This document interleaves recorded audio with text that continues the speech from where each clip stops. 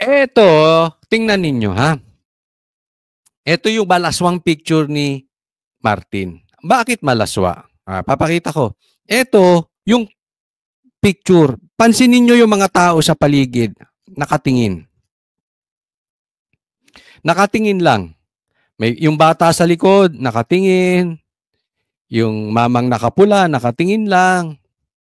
Tapos yung mga, ito, sundalo ata itong nasa likod, nakatingin lang. So, anong masama dyan? Kasi dito sa picture na ito, lumalabas na parang hini-headlock niya yung bata. Kasi po, ito yung konteksto niyan. Yan.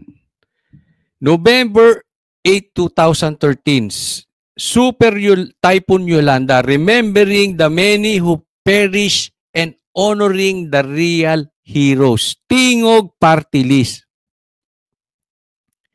Ito, pinapakita, itong kadramahan ni Martin, tapos nilagyan ng iba't ibang edited na pictures na parang tipong hero. Hero si Martin. Nililigtas niya yung bata. Pansin mo? Parang ginanon niya yung bata, nililigtas niya. Di ba? Kita nyo? Parang niligtas niya sa typhoon. At hero. Okay? Siya mismo nagsabi. Remembering the many who perish and honoring the real heroes. Sa madaling salita, ito po si Martin ay merong bad intention. Na yung picture ay parang pinalalabas niya, bida siya. Alam mo naman ito eh. Ito labas ng Tingog oh. Tingog Party List. Mahilig to sa advertisement. So si Martin, hero lumabas nung panahon ng Typhoon Yolanda. Tapos, meron tong pangalan ng Tingog Party List na nandiyan. Di ba? Bida-bida to talaga si Martin. So hero siya. Pero nakita natin kanina, yung pinakita kong picture sa inyo, hindi niya nililigtas yung bata. Hindi siya hero dyan. Sa katunayan, hindi nga alam ng mga nakapaligid kung ano yung ginagawa niya. Pakita natin ulit. Ano bang ginagawa mo, Tamba? Re-wrestlingin mo ba yung bata? Momolestahin mo ba? Nagtatanong lang, hindi po tayo nagbibintang. Pero bakit may paganyan-ganyan ka? So syempre yung mga tao sa paligid, magtataka. Ba't teka muna? Anong ginagawa nitong mama na ito? Diba? Nakatingin siya. Nakatingin yung mga tao. Isa ka, sumilip ang ganun eh. Yung mga naka-uniforme, sundalo ata ito, nasa likod, wala. Di ba? In short, fake news. Bagamat tunay yung picture, malaswa. Bakit? Masama ang intensyon.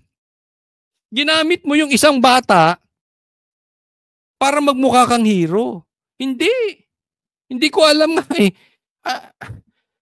Kung anong plano mo dyan ng oras na yan eh. Kaya nga, shout out kay Crisette, ang galing niya, nakuha niya tong picture na ito. Di ba? Ganyan po. Ganyan po ang magpingsang Marcos. Mahilig sa ganyan. Magpalabas ng fake. Fake yan. Bagamat tunay yung picture, fake yan. Bakit? Fake yung intensyon eh. Wrong context. Hindi po yan ang konteksto nung nangyari. Tingnan nyo itong mama na ito. Di ba, Pinox? Gulat pa nga siya eh. Meron bang pagliligtas na ginawa si... baka hindi niya ilublob yung sapatos niya sa baha. Baka nga hindi niya kayang iligtas yung sarili niya eh. Magliligtas pa siya ng iba. Palagay mo, kayo tanungin ko, ibibigay ba ni Tamba ang buhay niya para sa isang musmos? Come on, don't kid us. Kayo ba naniniwala? I'm sure maraming mga Pilipino hindi naniniwala na hero ka, na magbibigay ka ng buhay, ilalagay mo sa alanganin ng buhay mo para makapagligtas ka ng bata. Romualdez gagawin yun? Martin Romualdez gagawin yun? Eh, puro kayo pa picture eh. Oh, ito pa. Nagtataka nga yung babae, oh. Huh?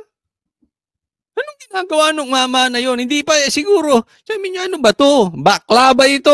Eh, sorry hindi ko po inaano yung mga bakla, pero para kikidnapin ba yung bata mo? Molestahin ba? Ganun ganun ang datingan eh. Anong plano nito? Wala pong baha, tingnan ninyo ha? Bakit balik natin doon?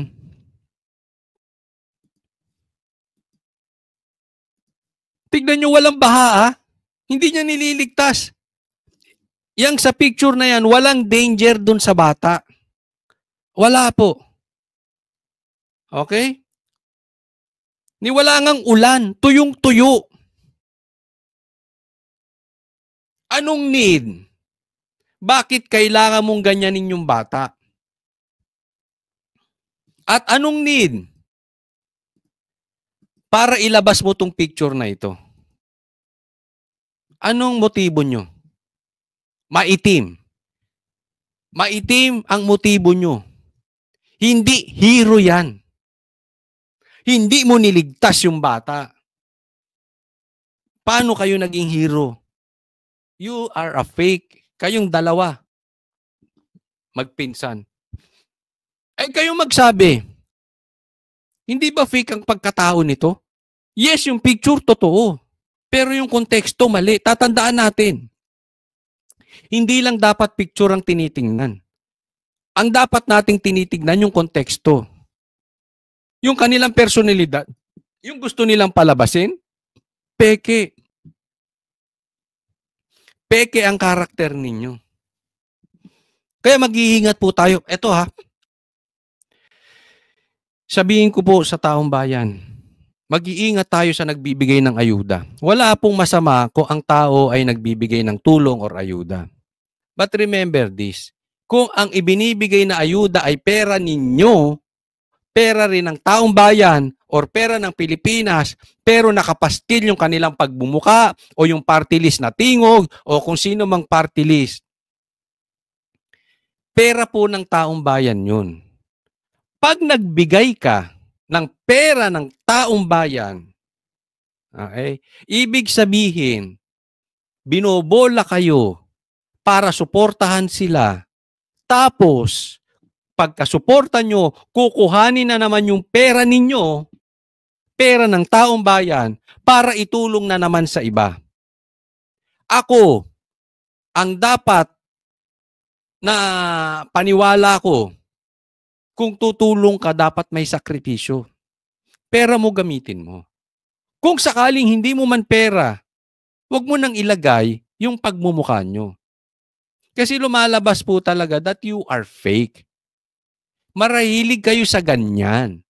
Yung credit grabber, hindi naman sa inyo galing yung pera, hindi ka naman talaga nagliligtas ng bata, hindi ka naman talaga hero, tapos sasabihin mo, remembering the many who perish in honoring the real heroes. Tapos ikaw may picture sa gitnang nakaganon.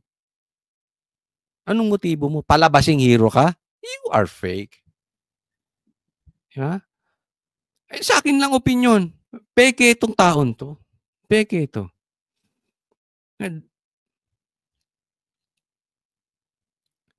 So mag-iingat po tayo sa nagbibigay ng ayuda dahil sinasangkalan lang kayo. At pag sinuportahan ninyo, sa inyo rin kukuhanin yung pang-ayuda para sa kanila. Pera nyo yun. Kinuha lang, binigay sa inyo babalik. Ganun kasimple. Ay, nako. Yan po. Para sa akin, malaswa talaga tong picture na ito. Malaswa ito. Hindi maganda.